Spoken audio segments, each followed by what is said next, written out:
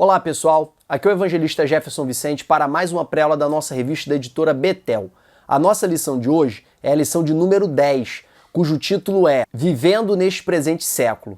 Mas antes de nós entrarmos nela, eu gostaria de mandar um grande abraço para o meu irmão Rony, da Assembleia de Deus, lá no Mato Grosso do Sul de Aero Rancho, pastor Ney e pastor Carlos. Ele mandou um WhatsApp para mim pedindo para eu mandar um abraço. Vai aí meu abraço, meu irmão. E outra coisa que eu queria pedir para vocês é já dar essa curtida aí no vídeo para ajudar a divulgar o vídeo, comentar, você que gostou do vídeo, você que gostaria de trazer uma palavra de incentivo, você que gostaria de trazer alguma crítica, algum ponto de vista divergente, alguma dúvida, por favor, fique à vontade para comentar. Se inscreva no canal se você ainda não é inscrito. Se você já é inscrito, ative o sininho para você receber uma notificação todas as vezes que nós enviarmos um novo vídeo. Antes ainda de iniciarmos a nossa aula, eu queria fazer uma retrospectiva das aulas anteriores, porque a aula de hoje ela tem tudo a ver com a aula passada.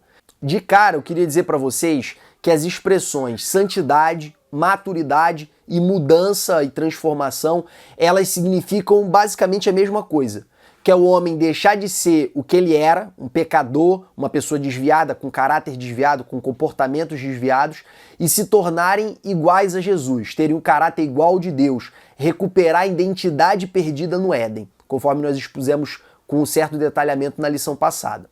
Então a nossa lição de hoje, ela vai tratar do mesmo assunto da santidade, da maturidade, só que com outra abordagem. Por exemplo, quando a gente fala de santidade, normalmente a referência que a gente utiliza é Deus. Ser de santo porque o Senhor teu Deus sou santo. E quando a gente fala de santidade, a gente está mais preocupado com o comportamento do homem, que é como o homem deve fazer ou como o homem não deve fazer para obedecer à vontade de Deus para a vida dele. A ênfase é o comportamento. Já no tema da maturidade, a referência não é Deus, o Senhor e Yahvé do Antigo Testamento. A nossa referência é o Deus encarnado, é Jesus. Os principais textos bíblicos que falam acerca da maturidade espiritual são 1 Coríntios capítulo 3, que é aquela queixa que Paulo faz da igreja de Corinto, que estava completamente mergulhada na imaturidade espiritual, porque um se sentia melhor do que o outro, e um se dizia de Paulo, outro de Apolo, outro de Pedro. E por causa da soberba do coração deles, que nada mais era do que a soberba que eles já tinham no mundo. Na época grega, as pessoas se dividiam em facções intelectuais. Uns se diziam de Sócrates, outros se diziam platonistas, outros se diziam aristotélicos, outros se diziam epicureus, outros se diziam estoicos. Eles eram divididos no mundo e um se achava mais intelectual e mais sábio do que o outro. As praças, as ágoras gregas eram repletas de debates filosóficos, como nós vemos inclusive no livro de Atos dos Apóstolos, quando Paulo esteve em Atena. Porém, esse comportamento não devia existir dentro da igreja, mas eles trouxeram esse mau hábito do mundo para dentro da igreja. Só que na igreja um se dizia de Paulo, outro se dizia de Apolo, outro se dizia de Pedro, e os mais que se achavam mais espirituais se diziam de Cristo. Então a mesma divisão do mundo veio para dentro da igreja. Aí Paulo fala assim, vocês são carnais. Eu não vos alimentei com alimento sólido, eu dei leitinho para vocês, porque vocês são meninos ainda, vocês ainda são crianças na fé. Vocês não têm maturidade nenhuma. Um segundo texto importante que fala sobre maturidade espiritual, eu falei também na lição passada, é Hebreus capítulo 12, em que o autor da carta aos Hebreus escreve para aquela igreja se queixando do fato daquela igreja estar querendo voltar para os velhos rudimentos da antiga aliança. Eles estavam querendo abandonar a salvação exclusivamente pela fé e retomar os rudimentos da fé judaica, que é guardar dias, meses, anos, alimentos. E aí o autor da carta aos Hebreus escreve para eles com certa indignação, em Hebreus capítulo 5, versículo 12 em diante, dizendo, pelo tempo vocês já deveriam ser mestres. Não é possível que vocês não amadureceram, não é possível que vocês não cresceram. Vocês ainda estão se comportando como criança. É necessário retomar com vocês os rudimentos da fé, que é a doutrina do arrependimento, a doutrina dos batismos, a doutrina da imposição de mãos, a doutrina da ressurreição, a doutrina do juízo final. Quer dizer, eu estou tendo que ensinar para vocês de novo as coisas mais básicas que vocês aprenderam no início da caminhada, porque vocês são tardios em ouvir. E o terceiro e último texto que mais claramente no Novo Testamento fala sobre maturidade espiritual é Efésios capítulo 4, que eu explanei para vocês também na lição passada. E o interessante de Efésios capítulo 4 é que ele mostra o papel dos ministérios-chave, que são os 5 ministérios, o papel de cada membro do corpo, porque o crescimento se dá pela justa operação de cada uma das partes, pelo auxílio de todas as juntas e ligaduras, e mostra que o objetivo disso é que nós possamos ser maduros, perfeitos. A palavra perfeito significa maduro. A estatura de Cristo, ou seja, ser maduro no Evangelho é ter o caráter, é ter a vida igual à vida de Jesus. Isso é ser maduro. Então, o texto de Efésios capítulo 4 conecta o tema da maturidade espiritual ao tema do propósito eterno de Deus, que é restaurar a identidade perdida do Éden do homem, tal qual descrito em Romanos capítulo 8, versículo 29, que o propósito dele é o que Dantes conheceu, ele também predestinou para serem conforme a imagem do seu filho. É o que está descrito também em 2 Coríntios capítulo 3, versículo 18. É o que está descrito em vários textos da palavra de Deus e na lição passada eu tive a oportunidade de desenvolver aqui um pouco com vocês. Então o tema da maturidade ele é conectado ao tema do propósito eterno de Deus, de nos parecermos com Deus novamente através da intermediação de Jesus, por causa de Efésios capítulo 4. Por isso que para mim o tema-chave, o versículo-chave que trata acerca da maturidade espiritual é Efésios capítulo 4. E qual é a ênfase da palavra maturidade? A ênfase da palavra maturidade não é o comportamento, e sim a raiz do comportamento, é o caráter. São duas ênfases na verdade, o caráter de Cristo e a evolução no conhecimento. Essas duas questões são as questões chaves para falar acerca de maturidade espiritual. É por isso que quando a gente fala de maturidade, a gente não está tão preocupado, por exemplo, com o comportamento de roubar. A gente está mais preocupado com a raiz desse comportamento, que é a cobiça, que é a falta de amor. Você vê muito bem isso no discurso de Jesus, em Mateus capítulo 5 ao capítulo 7, onde ele fala acerca da raiz do pecado que está no coração. Então, se um homem cobiçar no seu coração uma mulher, ele já adulterou com ela. Então, para Deus, ele já praticou o ato, ele já consumou o ato. Ainda que do ponto de vista externo, do ponto de vista humano, pensar ou cogitar ou idealizar ou imaginar um adultério seja menos grave do que praticar, para Deus, como a raiz é a mesma, o pecado é o mesmo. Um dos grandes erros da Assembleia de Deus, e isso eu sou da Assembleia de Deus desde os meus 7 anos de idade, é dar muita ênfase à mudança de comportamento e se preocupar muito pouco em pregar contra a raiz do comportamento. Outra questão é que a gente ouve muito que você tem que se arrepender daquilo que você faz, mas a gente nunca ouve que você tem que se arrepender daquilo que você é. Então, se você é invejoso, você tem que se arrepender da sua inveja. Por quê? Porque a única maneira de você ser curada dela é você se arrependendo dela. Então isso você também não ouve. Não há um tratamento para o caráter, não há um foco na mensagem nisso. Por isso também a gente ouve muito pouco falar acerca de maturidade espiritual. Um outro problema que disso decorre é que uma ênfase exagerada na mudança de comportamento, ela pode abrir uma brecha, um precedente muito adequado para o desenvolvimento do legalismo dentro da igreja. Então, quando você diz muito para as pessoas que ela não pode fazer isso, não pode fazer aquilo, que ela deve fazer isso, que ela deve fazer aquilo, o que acontece? Mudar comportamento é uma obra que é do Espírito? Sim. Mas 90% ou 95% dos comportamentos você consegue mudar sem a ajuda do Espírito, a partir exclusivamente da autodisciplina. Uma pessoa disciplinada, ela consegue passar batido dentro da igreja, porque aparentemente ela é uma pessoa muito correta, aparentemente ela é uma pessoa transformada. Mas só Deus conhece o coração dela e sabe que aquilo tudo ali é o fruto de uma disciplina, é o fruto de um esforço, é o fruto de uma boa criação. Então, quando você dá muita ênfase ao comportamento e dá pouca ênfase ao caráter, dá pouca ênfase ao sentimento, dá pouca ênfase à raiz do pecado que mora no coração, você abre um excelente precedente para o desenvolvimento do legalismo. Então, tratar o comportamento é como alguém que aparece na emergência com a febre altíssima, já está delirando de febre. E aí você precisa dar ali o antitérmico para ela para tratar aquela febre. Não estou falando para não tratar do comportamento, tem que tratar o comportamento. Porém, quando a ênfase é o comportamento, quando você só se preocupa com o comportamento, o que vai acontecer com essa febre? Esse remédio vai tirar a febre, essa pessoa vai voltar para casa, porém se ela tiver com infecção, algum problema mais grave, esse problema não vai ser tratado. Então nós temos que tratar a febre e também temos que tratar concomitantemente a infecção. Para quê? Para a febre não voltar. É a mesma coisa quando a gente fala de mudança de comportamento, é a febre. Quando a gente fala de mudança de caráter, mudança de sentimento, mudança interior, maturidade cristã, nós estamos falando de tratar a origem do comportamento. Então esses dois temas, santidade com mudança de comportamento e maturidade com mudança de caráter, tem que andar juntos. E o terceiro tema, que é o tema-chave da lição de hoje, que é a mudança de vida, ela tem como ênfase, ela tem como parâmetro, melhor dizendo, não Deus como ser santo, não Jesus como modelo de caráter, mas tem como referência o mundo. E uma referência negativa, não seja como o mundo. O mundo é assim, assim, assim, assim, não seja como ele, porque o mundo jaz no maligno. Esse é o tema da nossa lição de hoje e é assim que nós vamos começar a nossa aula.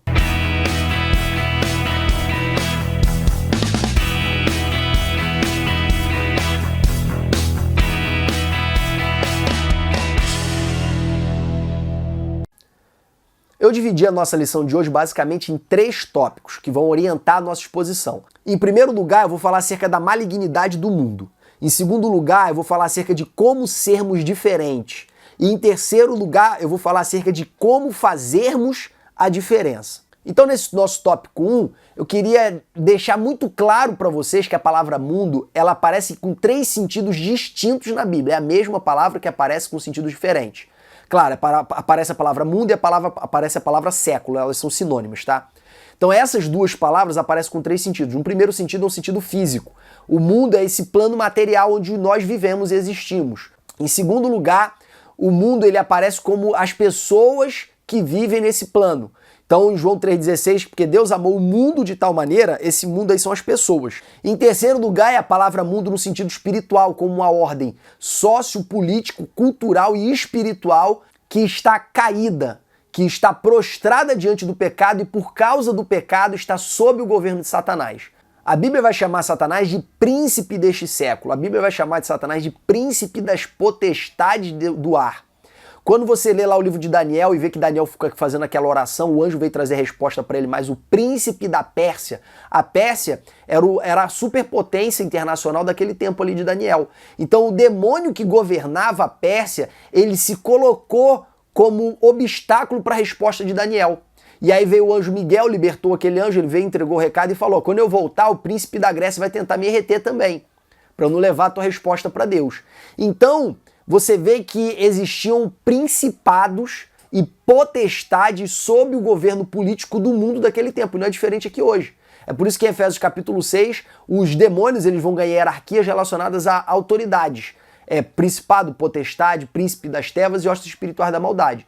Então, essas autoridades espirituais, elas governam o mundo, tanto do ponto de vista social, trazendo muita miséria, trazendo muitas doenças, trazendo muita coisa ruim, opressão, loucura. Eles dominam também do ponto de vista político e eles também dominam do ponto de vista cultural e do ponto de vista espiritual. Há um domínio de Satanás sobre o mundo. É por isso que quando o reino de Deus chega e Jesus expulsa demônios pelo dedo de Deus, ele fala, se eu expulso pelo dedo de Deus é porque é chegado o reino de Deus. Ou seja, com a chegada do reino de Deus, esse reino de Satanás ele é restringido. Com efeito, Paulo fala lá em Colossenses que Deus nos tirou do reino das trevas e nos transportou para o reino do Filho do seu amor. Então você vê que há 2 reinos coexistindo na terra. Esse é um tema que eu costumo falar acerca do reino de Deus, não dá para desenvolver aqui porque o tema hoje está corrido. Mas enfim, dá para perceber aqui que Satanás ele é chamado de príncipe deste mundo. É por isso que na tentação do deserto ele se apresenta para Jesus como o Senhor de todos os reinos. E lhe oferece, se prostrado me adorares, todos estes reinos eu te darei, porque a mim foram entregues. Satanás se sentia o verdadeiro dono dos reinos desse mundo, porque de fato a ele foram entregues. Tanto é que Jesus não fez nenhuma objeção a essa colocação dele. Nós vemos vários outros versículos na Bíblia induzindo essa convicção de que o mundo jaz no maligno. O primeiro delas se encontra em 1 João capítulo 5, versículo 19, que diz muito claramente que o mundo jaz no maligno, ou que o mundo está no maligno. Tiago capítulo 4, versículo 4, diz que aquele que se constitui amigo do mundo se constitui inimigo de Deus. 1 João capítulo 2, versículo 15 ao 17, fala para nós não amarmos o mundo, nem o que no mundo há, porque aquele que ama o mundo, o amor do Pai não está nele. E enfatiza que a gente não tem que se deixar levar pelas paixões desse mundo. Em 1 Coríntios capítulo 2, versículo 12, diz que nós não recebemos o espírito do mundo. Em Tiago capítulo 1, versículo 26, diz acerca da falsa religiosidade do mundo. Lá em 2 Coríntios capítulo 4, versículo 4, está escrito que o príncipe deste século, o príncipe deste mundo, cegou o entendimento dos incrédulos para que não lhes resplandeça a luz do evangelho. E por fim nós temos Romanos capítulo 12, versículo 2, dizendo para nós não nos conformarmos com este mundo, ou seja, para nós não assumirmos a forma desse mundo. Por quê? Porque esse sistema que está caído no pecado e governado pelas forças do mal, esse sistema ele é completamente contraditório. Ele existe em oposição à vontade e à santidade de Deus.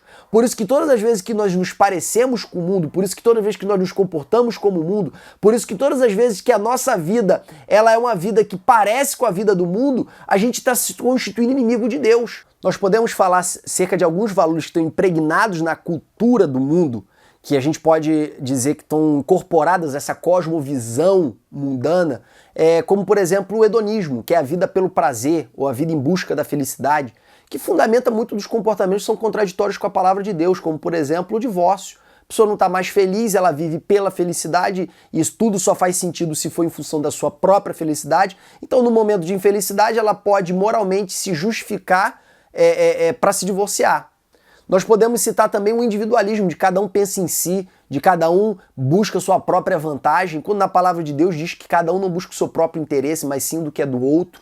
Cada um considere o outro superior a si mesmo, mas no mundo vigora o individualismo. No mundo vigora o materialismo, que é a ideia de que tudo se explica pelas leis da natureza, e por causa disso a fé em milagres, a fé no sobrenatural, ela se perde, ela se esvai.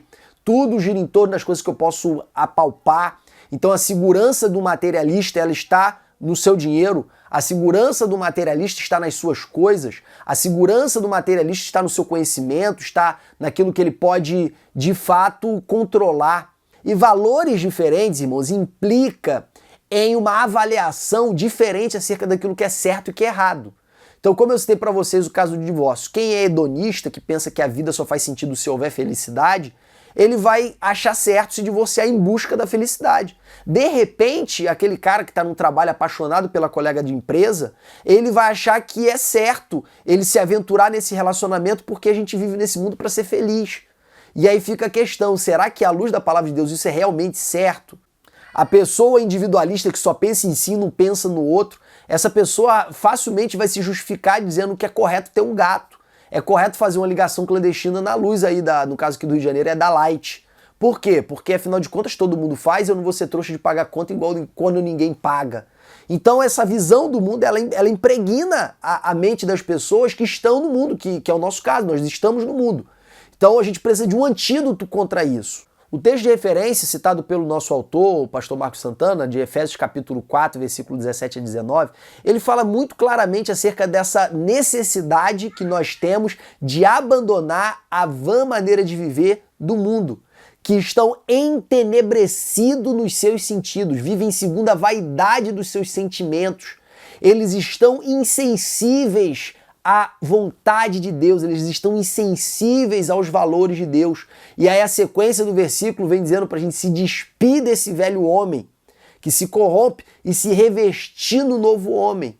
Então, a necessidade de se despir do velho homem e se revestir do novo homem é a necessidade de a gente se despir de todos esses valores, se despir de toda essa cosmovisão, se despir de toda essa concepção de certo e errado que nós trazemos conosco quando nós aceitamos Jesus. Na lição passada eu disse para vocês que o novo nascimento ele não mata o velho homem. Na verdade, o velho homem continua coexistindo com o novo homem. É dever nosso matar esse velho homem no decorrer da caminhada.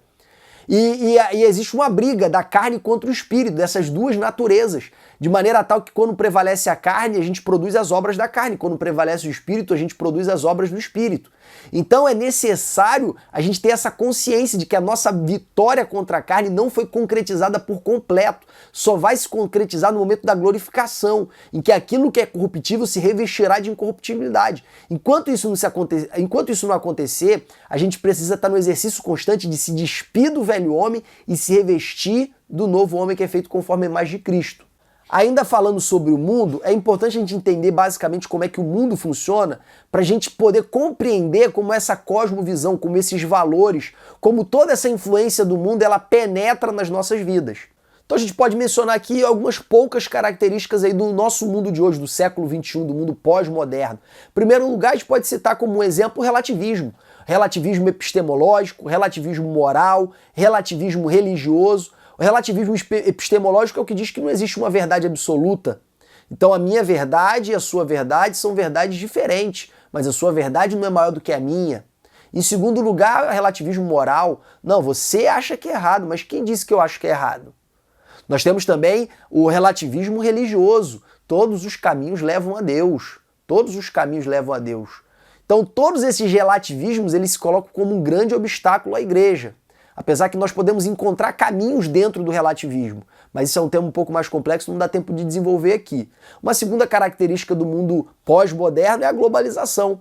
A globalização é uma característica de fato, ela não é uma característica teórica. A globalização é a queda das barreiras geográficas, é a queda das barreiras econômicas. Barreiras geográficas, não existe distância mais. Por exemplo, essa softbox, que é essa iluminação que eu estou utilizando aqui agora, eu comprei da China.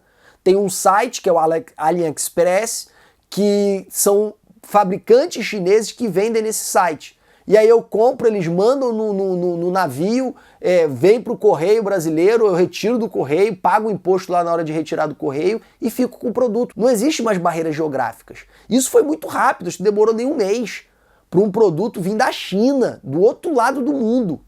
Então você observa que o mundo está sem fronteiras. Quando você anda na Europa, você atravessa de um país para o outro de trem, você nem sabe que já atravessou.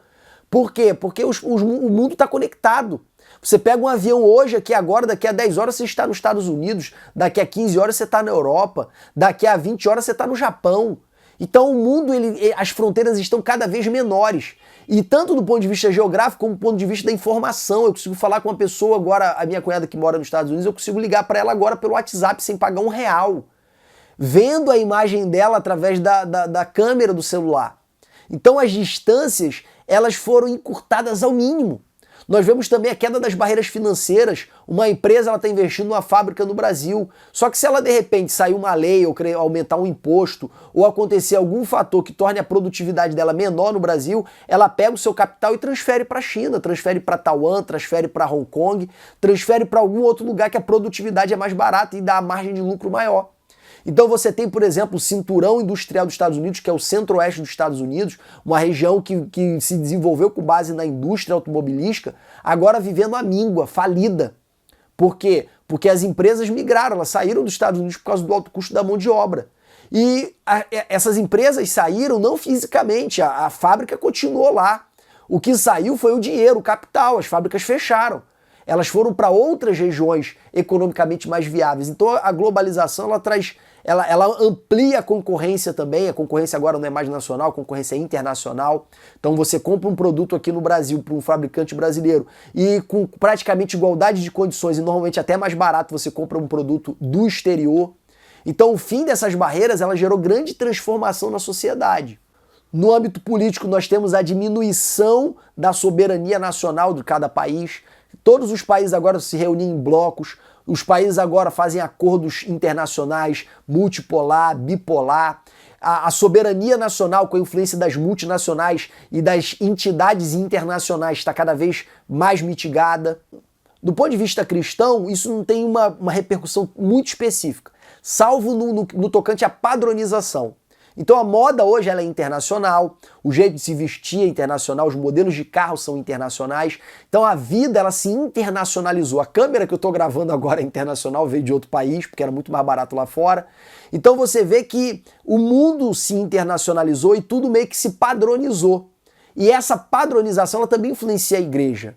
Então você que é uma pessoa que tem uma facilidade um pouquinho no inglês, ou que sofreu a influência de algum colega que é músico, que gosta muito de música, e essa pessoa começou a ouvir uma banda internacional cristã chamada Hillsong, começou a ouvir a Bethel, começou a ouvir alguns grupos internacionais. Quando elas chegam dentro da igreja, elas querem cantar as versões desses hinos que elas ouvem no Spotify, que elas ouvem na música que elas baixaram, que elas ouvem no YouTube, que elas veem no YouTube, melhor dizendo.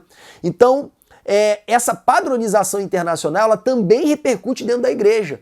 E aí você vê uma grande migração dos jovens saindo das igrejas mais tradicionais e indo para as igrejas mais inovadoras. Tem uma igreja aqui no Rio de Janeiro chamada United, um pastor que veio como missionário dos Estados Unidos, ele fundou essa igreja, logo se aproximaram dele alguns jovens que gostavam muito de música, essa música mais no padrão internacional, e eles começaram a fazer cultos com um arranjo musical muito bonito, assim, muito de Deus, eles são muito de Deus, eu conheço alguns deles. E esses arranjos musicais começaram a atrair os jovens de tal maneira que em 4 anos eles já estão com mais de 3 mil membros, indo para 4 mil membros. Já abriram várias filiais. A sede deles, que começou num espaço muito pequeno, agora já tem 3, 4 cultos, eu não sei bem dizer, a última vez que eu soube estava tendo 3 cultos. Então eles cresceram exponencialmente, mas eles cresceram como? Ganhando almas para Jesus? Algumas certamente sim, mas a grande maioria são pessoas que vieram de outras igrejas. Jovens que estavam nas suas igrejas cantando 4, 5 hinos da harpa e que queriam cantar músicas do Wilson, músicas da Bethel, músicas de outros grupos internacionais com a mesma musicalidade de instrumentos, só que em português. Então essa padronização ela gera um impacto na igreja, ela influencia também dentro da igreja. E nem sempre essa influência é negativa, às vezes sim, às vezes não. Outra característica do mundo pós-moderno é a velocidade da informação. Hoje a informação ela chega antes do jornal. Então o Jornal Nacional dá uma notícia, eu já vi certamente no G1 ou em outro site da internet sobre notícias, já li, já reli aquela matéria, já até pesquisei sobre o assunto se fosse uma matéria interessante.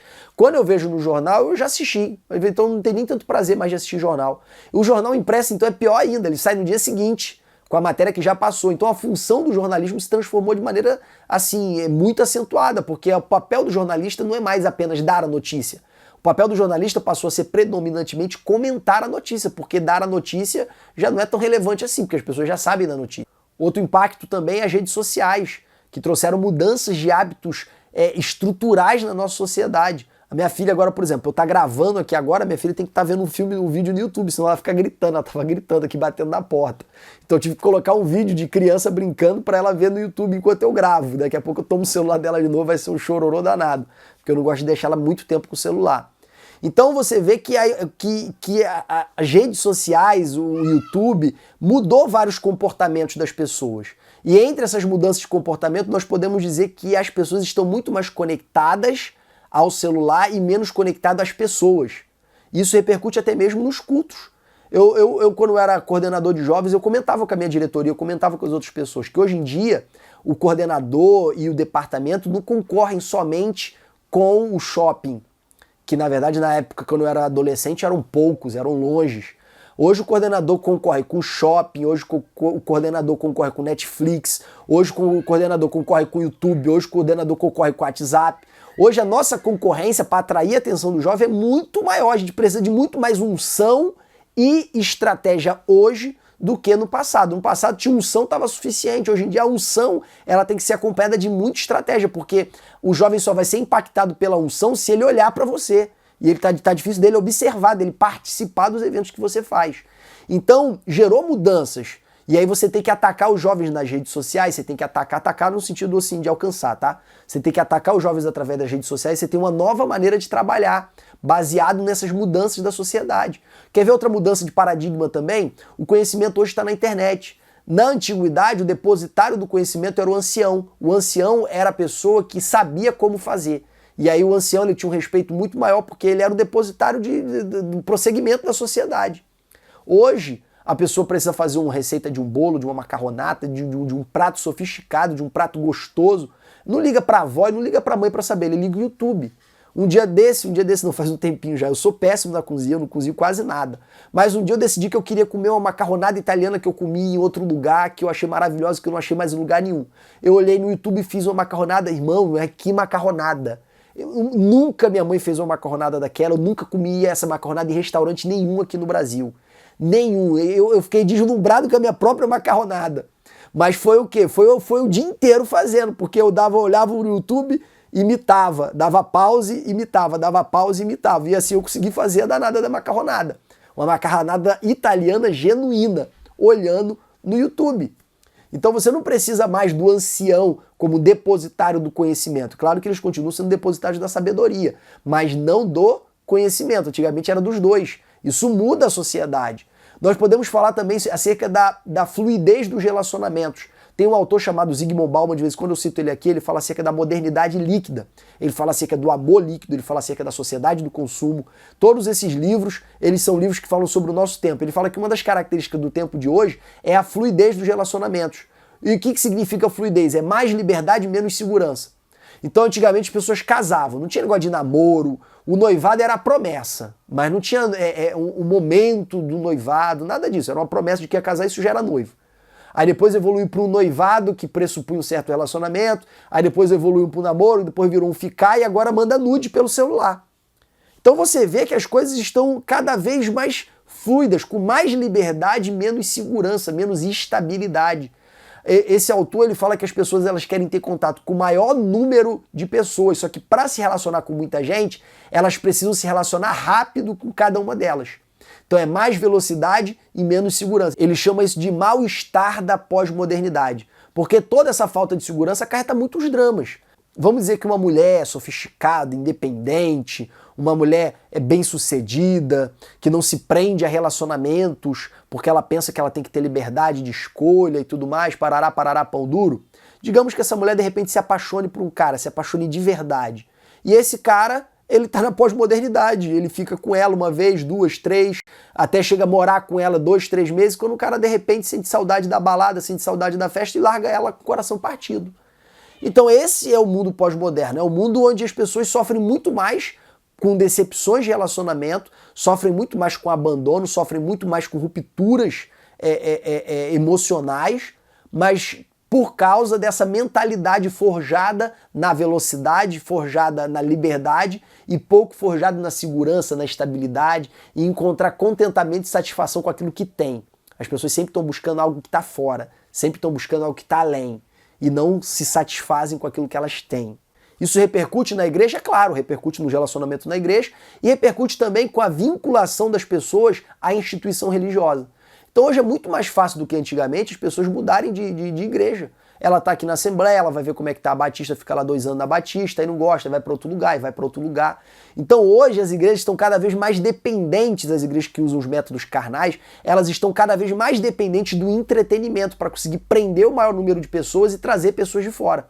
Então uma igreja que entra um pastor midiático, logo essa igreja lota, logo essa igreja enche, porque ele mobiliza nas redes sociais, ele mobiliza nas pregações dos lugares onde ele vai, ele implanta um mega ministério de louvor, ele bota um mega de um telão, então ele com entretenimento ele atrai as pessoas. E aí esses caras que são muito performáticos, eles acabam se tornando a referência dos bons pastores, porque o homem natural ele enxerga como homem natural, e ao olho do homem natural, quanto mais gente, mais sucesso, quanto mais gente, mais aprovação de Deus.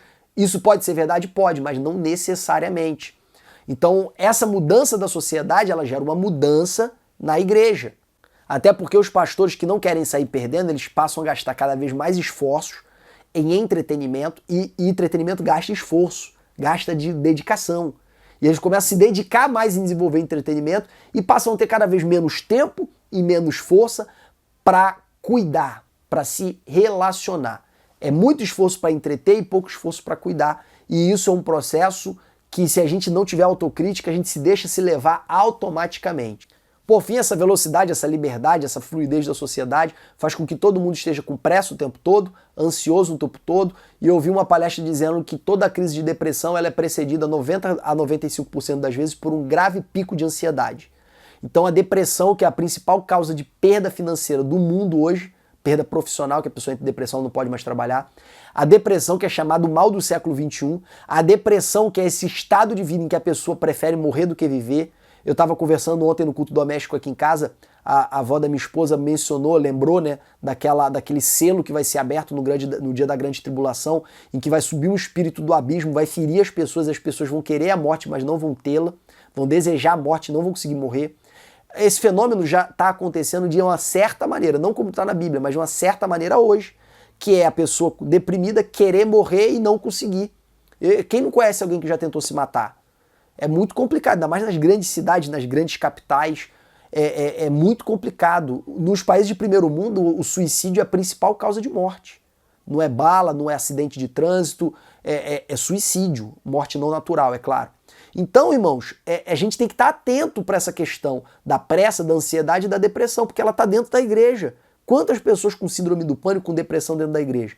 E tudo isso após uma grave crise de ansiedade. Então a ansiedade ela provoca a depressão e a depressão destrói a vida da pessoa se ela não encontrar uma cura. Existe caso de pastor do nosso ministério que por causa de depressão se matou. É situação triste. É uma situação triste. Então a gente tem que estar atento para isso. É outra mudança da sociedade que impacta na igreja. E aí você se pergunta, o que fazer? Em primeiro lugar, nós vamos entrar agora no nosso tópico 2. Como ser diferente. E como ser diferente? Em primeiro lugar, a gente tem que assentar a premissa de que essa é uma obra sobrenatural de Deus, por intermédio do Espírito. Em primeiro lugar, Deus manifesta a sua graça, ela se revela a nós através da palavra. Essa palavra, uma vez que nós creamos nela, ela gera um novo nascimento, uma nova natureza, uma regeneração. E depois o Espírito ele produz em nós uma santificação, uma justificação, uma glorificação. Então todo esse processo de mudar, de ser diferente, ele é um processo sobrenatural que parte de Deus e é realizado por Deus. Em segundo lugar, irmãos, há uma necessidade de superar este mundo que nós falamos aqui no nosso tópico 1. E essa necessidade, ela é imposta a nós como um dever de resposta a essa ação de Deus. Esse dever de resposta já foi tratado na nossa lição de número 7. Deus espera uma resposta de nós. Eu vou falar aqui de maneira muito rápida. O homem, irmãos, não é uma ilha. O homem não está isolado do mundo. Na verdade, o homem é o produto do seu meio. Você se veste como a sua sociedade se veste. Você fala o idioma do país onde você nasceu. E essa influência se dá em nós porque nós estamos no mundo.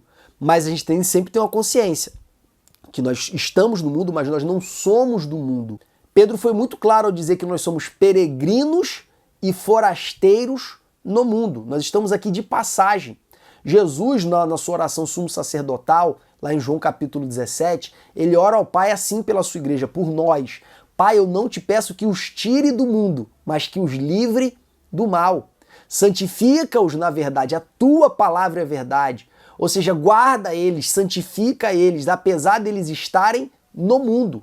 E esse projeto de Deus de fazer um povo separado, ele já estava presente na vida de Israel. Em Levítico capítulo 18, versículo 1 ao 5, você vê Deus falando para aquele povo muito claramente que não queria que eles mantivessem os costumes dos egípcios e que também eles não absorvessem os costumes dos cananeus, que eles não adorassem os deuses dos egípcios e nem dos cananeus, e não vivessem conforme essas gentes.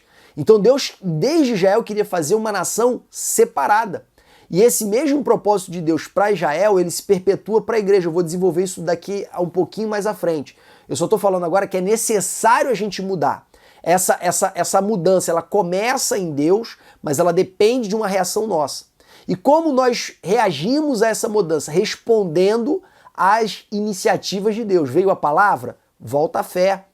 Veio ao mandamento, volta a obediência. Essa obediência vira santificação. E essa santificação que chega a nós aumenta também a nossa comunhão. E o aumento da nossa comunhão nos torna cada vez mais parecidos com Deus, mais parecidos com Jesus. Então é uma relação de ida e de volta, que Deus vai, através dessa relação, nos aperfeiçoando, que Deus vai, através dessa relação, nos transformando. E o primeiro passo para essa mudança, irmãos, é a mudança de mente, mudança de mentalidade. Conforme está escrito em Romanos capítulo 12, versículo 1 e 2, principalmente o 2, não vos conformeis com este mundo, ou seja, existe uma necessidade de mudança. E aí como é que essa mudança começa a acontecer? Mas transformai-vos pela renovação do vosso entendimento. É importante aqui a gente relembrar Efésios capítulo 4, do versículo 17 em diante, que nós já comentamos sobre esse versículo aqui nessa aula. É importante também te lembrar uma frase que tem do autor John Stott, que está na nossa revista, que fala acerca de como funciona a vida humana, que na verdade as nossas ações são o resultado daquilo que está dentro de nós. Jesus falou isso amplamente, a boca fala que o coração está cheio, do bom tesouro do seu coração o homem tira coisas boas e mais. Então, aquilo que sai é, na verdade, o resultado daquilo que já está lá dentro. É por isso que o que contamina não é o que entra, é o que sai, porque se lá dentro está contaminado, o que sai contamina os outros. E como eu disse inicialmente, essa mudança ela é feita pelo Espírito. Só que a instrumentalidade do Espírito são determinados comportamentos nossos. Como, por exemplo, o contato e a memorização da palavra, a oração, hábitos espirituais de louvar, de adorar, de buscar a Deus, colocar a vida sempre em dependência de Deus, se reunir com os salvos para adorar o nome do Senhor e para aprender a palavra de Deus, se submeter aos múltiplos ministérios. Todos esses comportamentos, eles fazem com que nós abramos as nossas vidas para a ação do Espírito Santo, para ele gerar essa transformação de mentalidade. Então, a gente sozinho não consegue. Porém, o Espírito Santo sozinho também não fará. Ele pode fazer porque ele tem poder para isso, mas não fará, porque ele quer uma resposta nossa, ele quer um comportamento nosso que dê essa abertura para a ação dele. É por isso que a palavra diz, quando ouvires a palavra do Senhor, não endureçais o vosso coração. Deixa ele entrar. Abra o coração, não feche. Eu vou dar um exemplo para vocês, irmãos, sobre essa mudança de mentalidade, essa mudança de mente. Tem um texto lá no livro de 1 Coríntios capítulo 6 que fala acerca da confusão entre os irmãos, que um colocava o outro na justiça. Aí Paulo fala assim, vocês não têm vergonha, rapaz, de botar um outro na justiça? Porque que antes de colocar, de prejudicar o outro, vocês não suportam o dano. E desse suportar o dano, você extrai uma verdade, que é melhor eu ficar no prejuízo do que eu causar um prejuízo. Isso é um princípio bíblico, é um princípio do evangelho. E aí eu sempre procurei incorporar esse princípio na minha vida, ainda que às vezes eu falhe, mas eu tento incorporar esse princípio na minha vida. E uma vez, voltando de uma igreja, fui pregar numa igreja e voltando tinha um engarrafamento muito grande e o GPS mandou entrar numa rua, eu tô morando recentemente aqui na Zona Norte, eu não conheço muito bem os lugares, e eu não queria entrar porque eu tinha medo de cair em algum lugar perigoso, alguma favela. Mas eu vi muito carro entrando, eu deduzi que não era favela, porque não era possível que tanto carro estivesse entrando no mesmo lugar. Eu fui e entrei. Quando eu entrei nas ruas, de repente tinha 2 homens armados apontando, mandando todo mundo baixar o farol, ligar o pisca-alerta e acender a luz do salão do carro. Aquilo ali é um susto, porque você não está esperando ser abordado por homens armados. E aí eu fiz o procedimento, eles, tranquilão, pode passar, mas ligo o alerta. Aí a gente passou, todo mundo passou direitinho, e eu fiquei assim com aquela impressão, né, aquele susto ali de andar aqui na Zona Norte, um lugar que eu estou morando assim tem aproximadamente 1 ano. E aí na mesma semana eu fui na igreja onde eu era, Assembleia de Deus de Areia Branca, e voltando para casa, eu com a minha esposa e com a minha filha, tarde da noite, porque eu tinha saído para comer com os meus irmãos, eu tô chegando já em casa, no meu bairro, quando de repente eu tô passando num quebra-mola, numa região um pouco assim deserta, e um garoto do nada deita na frente do meu carro. Irmãos, só veio uma coisa na minha mente, vou ser assaltado.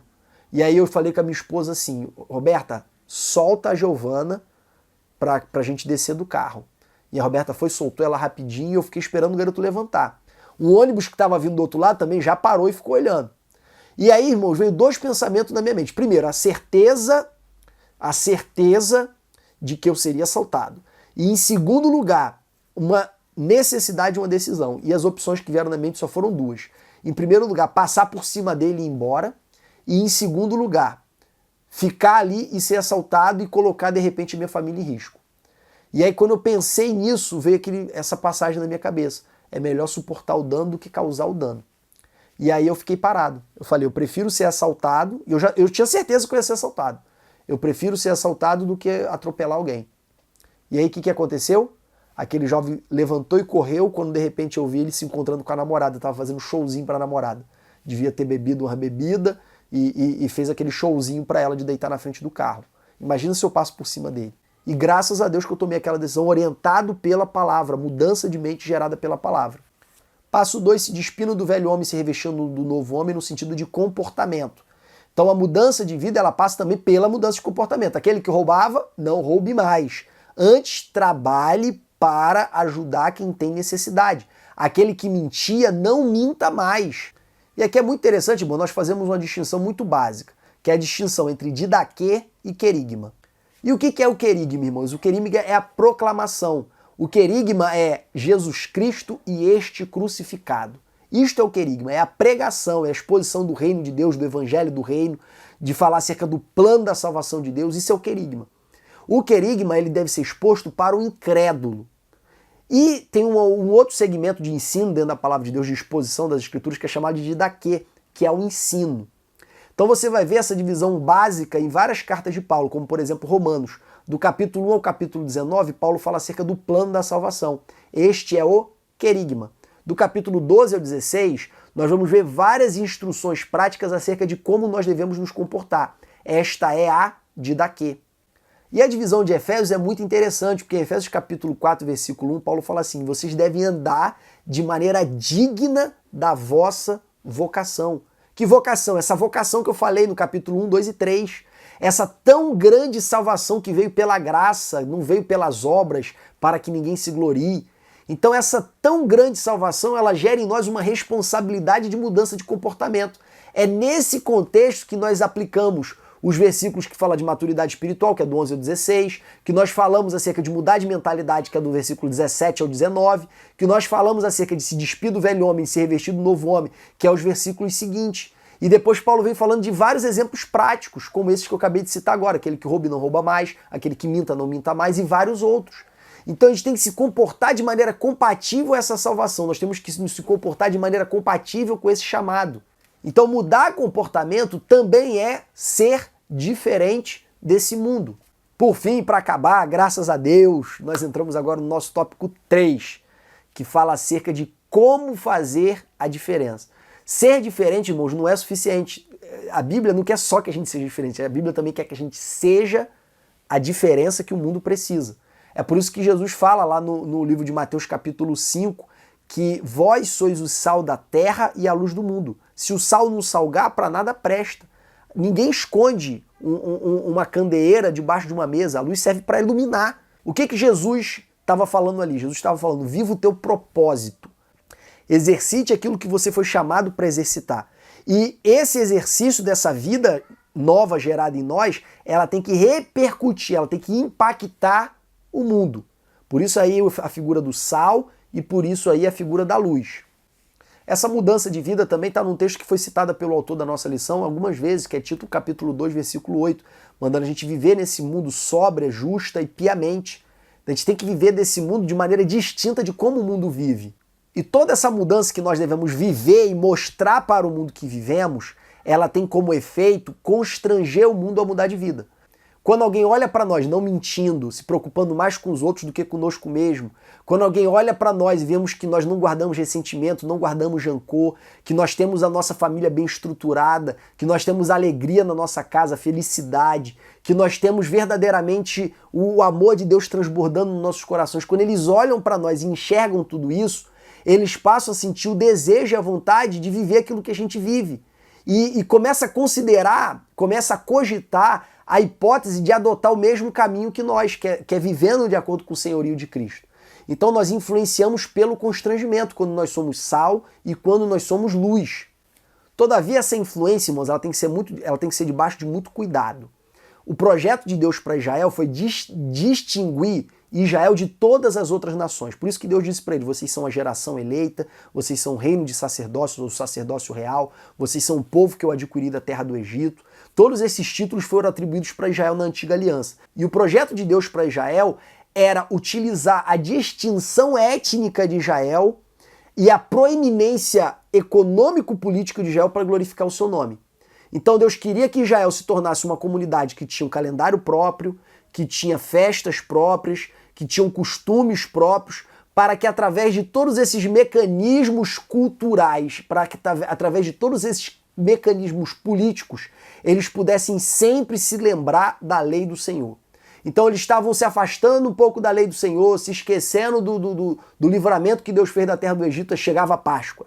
Na Páscoa eles se recordavam do livramento de Deus na terra do Egito. Então todas essas festas, todas essas instruções acerca do que comer, do que vestir, do que fazer, elas tinham o objetivo de formar uma cultura própria. Porém, esse projeto da antiga aliança não funcionou. É por isso que está lá no livro de Jeremias, capítulo 31, versículo 31 em diante, Deus dizendo o seguinte, que eu farei uma nova aliança convosco, não conforme a aliança que eu fiz com vossos pais, porque os vossos pais quebraram a minha aliança. Eu escreverei a minha lei nos vossos corações e dos seus pecados não me lembrarei mais. Essa nova aliança prometida por Jeremias foi a nova aliança que Jesus instituiu no momento da última ceia.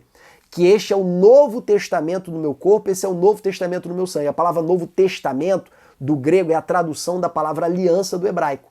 Então Jesus está dizendo ali, olha só, não lembra daquela nova aliança que Jeremias prometeu? Esta é a nova aliança, simbolizada pelo meu corpo e simbolizada pelo meu sangue. Então esta nova aliança ela tem uma peculiaridade. Ela não se baseia numa estrutura sociopolítico-cultural. Essa nova aliança ela se baseia numa transformação interna. Ela se baseia numa transformação que é sobrenatural dentro do homem. E ela é ocasionada através de outros versículos do Antigo Testamento, a gente pode concluir isso, através do derramado Espírito. E é por isso que quando Paulo fala acerca de viver de acordo com a lei e de viver de acordo com o Espírito, lá em Romanos capítulo 8, ele deixa muito claro que pela lei ninguém consegue obedecer, ninguém consegue viver a vontade de Deus, porque a lei está enferma pela carne. Mas Deus, tendo visto essa enfermidade, ele cumpriu as exigências da lei em Cristo e gerou a transformação em nós pelo Espírito. E este mesmo Espírito testifica com o nosso Espírito que nós somos filhos de Deus. A lei do Espírito de vida nos livra da lei do pecado e da morte. Toda essa transformação ela não é provocada pela obediência da lei, porque esse projeto da antiga aliança ele se demonstrou falível. Agora, na nova aliança, a transformação não é mais gerada por um projeto sociocultural étnico, político.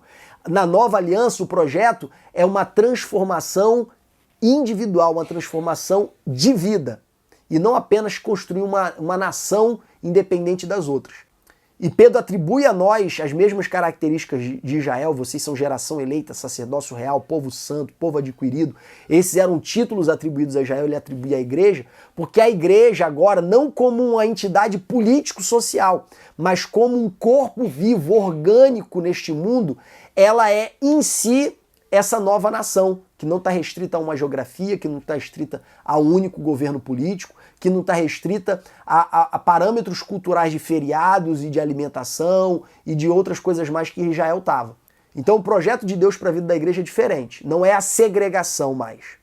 Porém, existem algumas coisas da segregação que permanecem no Novo Testamento. E aqui por isso que eu falei para vocês que a gente tem que ter um certo cuidado. A questão do jugo desigual, ela permanece. Porém, se uma pessoa vive com o não crente consente coabitar com ela, que ela não se separe. Paulo fala isso em 1 Coríntios capítulo 7.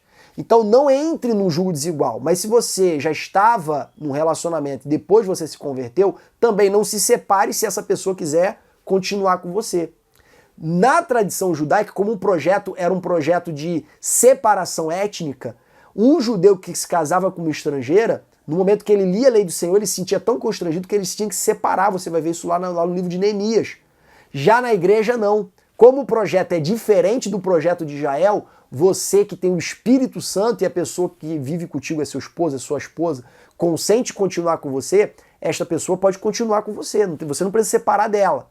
Então o parâmetro do Antigo Testamento não se aplica ao Novo porque o projeto é diferente. Então, resumindo a nossa aula de hoje, em primeiro lugar, primeiro tópico na nossa lição, nós falamos acerca do mundo, da malignidade do mundo. E em segundo lugar, nós falamos a como ser diferente. Em primeiro lugar, ressaltamos que é uma obra do Espírito, falamos da necessidade de ser diferente, falamos que a diferença começa com a mudança de mente e ela continua com a mudança de comportamento e também com a mudança de caráter e evolução no conhecimento.